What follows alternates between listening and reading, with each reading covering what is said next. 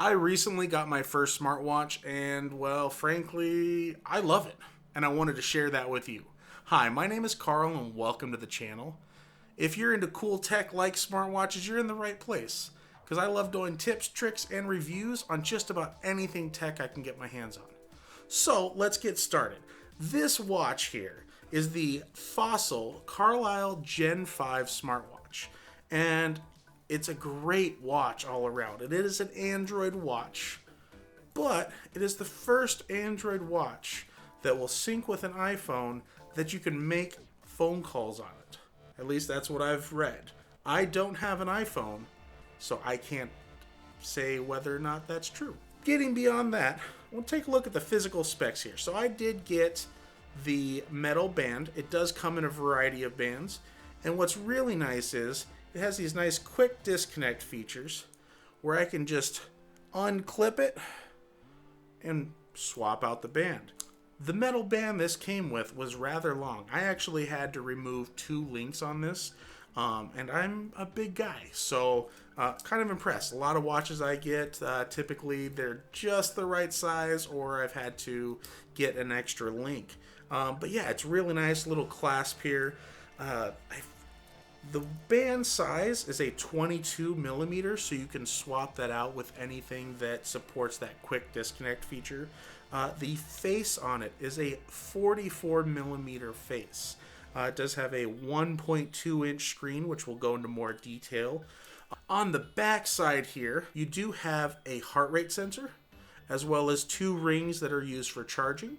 On the side, you do have a speaker right here, opposite of the buttons, which we'll get to in a minute. You do have a microphone at the top and a microphone by these buttons. These buttons, you have 3 of them. Top and bottom one are going to be programmable, so you can use them for whatever you want. Just quick tap does one thing, quick tap does another. The middle button serves 3 purposes. One, just a quick push. It pulls up your app list on your watch itself. Long hold it just for a little bit, and it'll pull up your Google Assistant, which, yes, this has Google Assistant built into it. What's the weather outside like?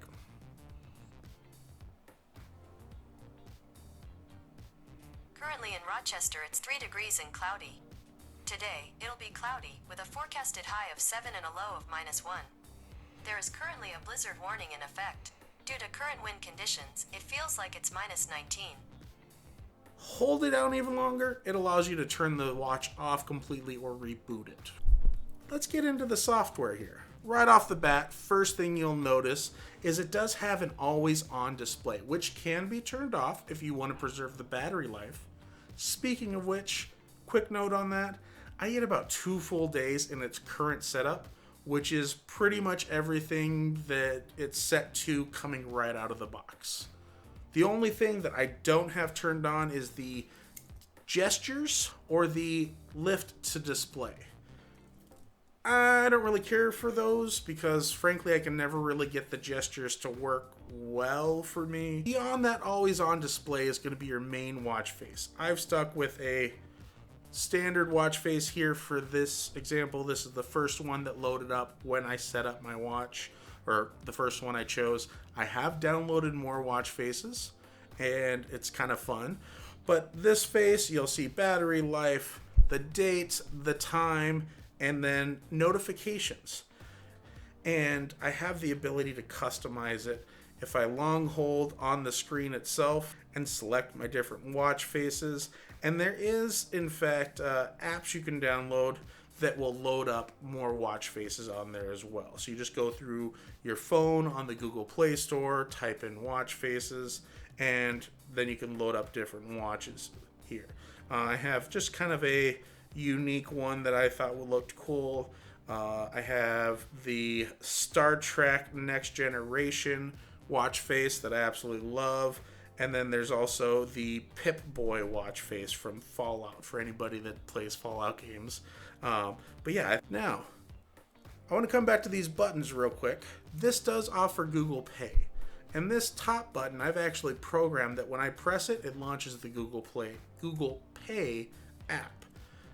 In order to do that, I did have to set up a little lock pad What happens there is when I take my watch off, it locks it. When I put it back on, I have to enter the passcode in order to use any of the features. So once you've unlocked it, swipe up and you'll see all of your recent notifications. Once in there, swipe right, swipe left, you can get rid of the notifications. If you swipe on the main screen from the left, you get the Google Assistant along with a few other little notifications as far as weather and whatnot. Going back to the main page or main screen, swipe down, you have access to pay, changing your watch face, a do not disturb, battery saver mode, airplane mode, just muting it right at the top there so you can turn the sound on or off. And then from the main page again, if you swipe in from the right, this is where you get your tiles. These are different apps that you can put on here. For example, my first one is just weather. After that, I have my events that I'm working on or anything on my calendar. Beyond that is a fitness tracker, which will track how many steps I've taken, what my heart rate is throughout the day, how many calories I've burned, which clearly is never enough. And then beyond that, I have a timer. Now those can be customized in the Wear OS app on your phone. Or you can go in and do it directly from the watch itself. Now to set up the watch, it was pretty simple. Log into the Wear OS app on my phone. During the setup process, it tells me to enter a code, make sure everything's communicating correctly. Setup was nice and simple. I love how simple this is, and I love the fact that it is the Wear OS. This is what Google wants in their watches.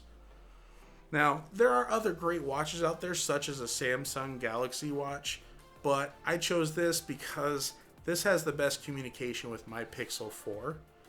Pixel 3. I wish I had the 4. But overall, it's a good, clean, sleek look.